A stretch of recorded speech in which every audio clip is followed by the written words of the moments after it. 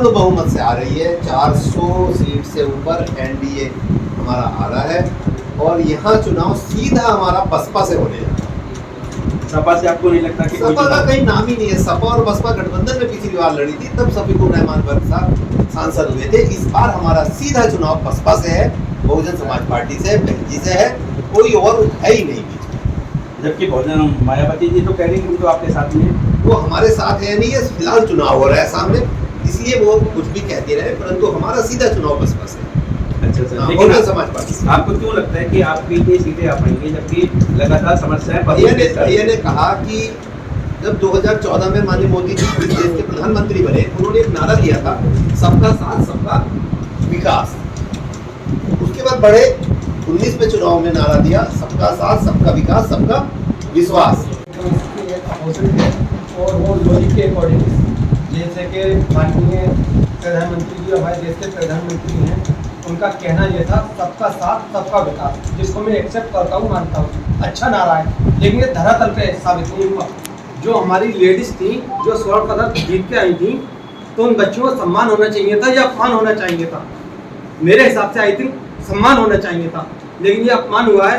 तो public moon बनाए हुए है। अभी आपने वोट परसेंटेज को भी देखा, और अब ये आप कह रहे हैं 400 पार, लेकिन अब देश का प्रतिनिधित्व करेंगी हमारी बहन कुमारी मायावती जी करेंगी, और ये तो ये समझ लो 200 छूने तो बहुत बड़ी बात है। ये मेरे अपनी सोच है सर।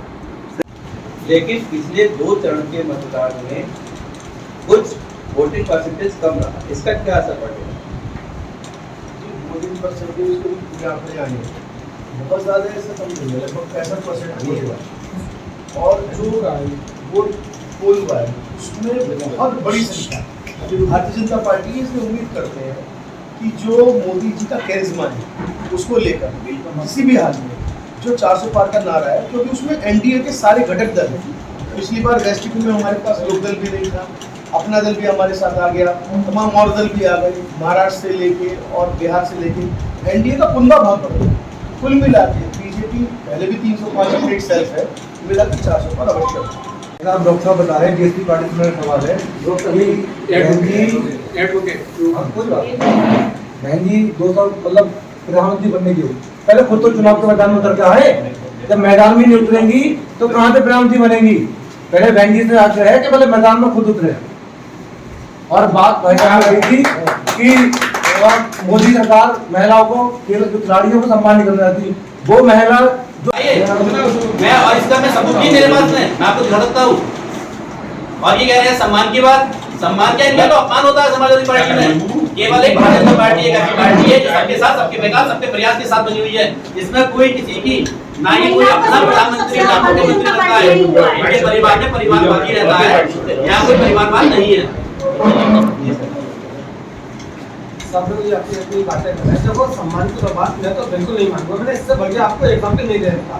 देश की राष्ट्रपति का सम्मान नहीं हो रहा, जो लोग स्वर्ण पदक जीत के लेकर आए उस लेडीज का सम्मान नहीं हो रहा, तो अब लेडीज डर चुकी हैं, अब वो बोल ही नहीं रही तो सम्मान क्या करेगा? एक जवाब मैं देता हूँ आपको, और है ना दूसरी चीज ये है, अब ये समझ लो जो संबल लोकसभा में जिस विषय में आप आने के बाद से इंटरव्यू ले रहे हैं, 2009 में वर्क साहब जो एमपी बने थे वो हमारे सिंबल से बने थे, इनके बहन जी के हाथी से।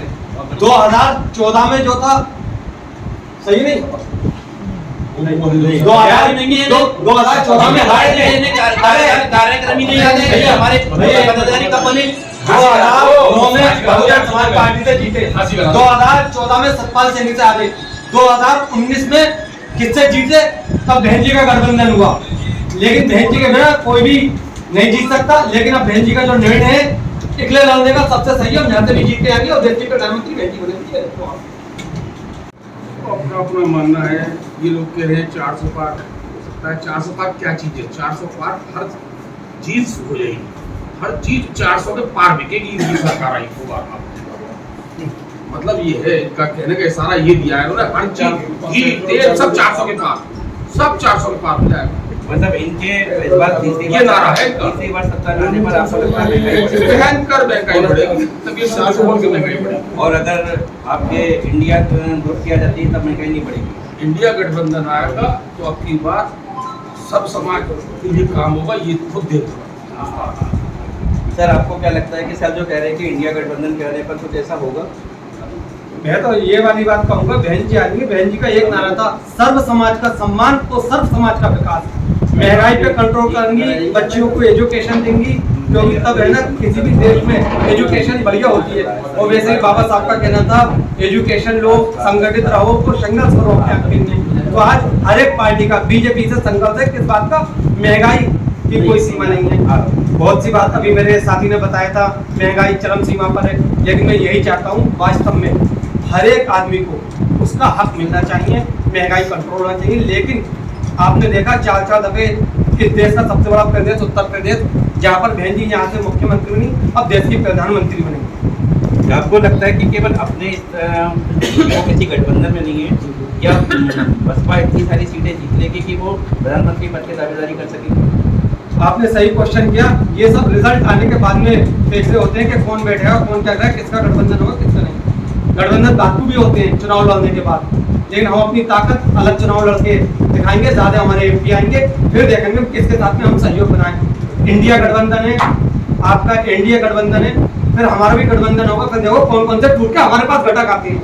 नहीं सर, लेकिन अभी बिसौली में परसों बहन मायावती जी आई थी, उन्होंने केवल एक बार कही थी कि सपा हराओ भले ही भाजपा को जिताओ। इस बारे में आपका क्या कहना है? अगर मेरे पास शिवपाल जी का भी अभी एक मैसेज है, क्या कि मतलब उन्होंने वो कह दिया कि बीजेपी को वोट दो, आप नहीं हो तो आप मुझसे ले लीजिए वो चीज। ये सब चीजें मुझ पर कहने की नहीं होती है। आप देखते हैं देश का किसी प्रतिनिधित्व करेंगी, हमारी बहन मायावती करेंगी, वो बात एक अलग है, गठबंधन में करेंगी, मतलब कौन कौन से घटक टूट के हमारे पास आएंगे, लेकिन देश का प्रतिनिधित्व देश की हमारी बहन मायावती करेंगी और हर चीज पर कंट्रोल करेंगी। और जो बच्चे आज माननीय नरेंद्र मोदी जी ने एक नारा दिया था कि प्रति वर्ष 2 करोड़ नौकरियां, ये अच्छी बात है, बच्चों को नौकरियां मिली थी, लेकिन नौकरियां वो चली गई।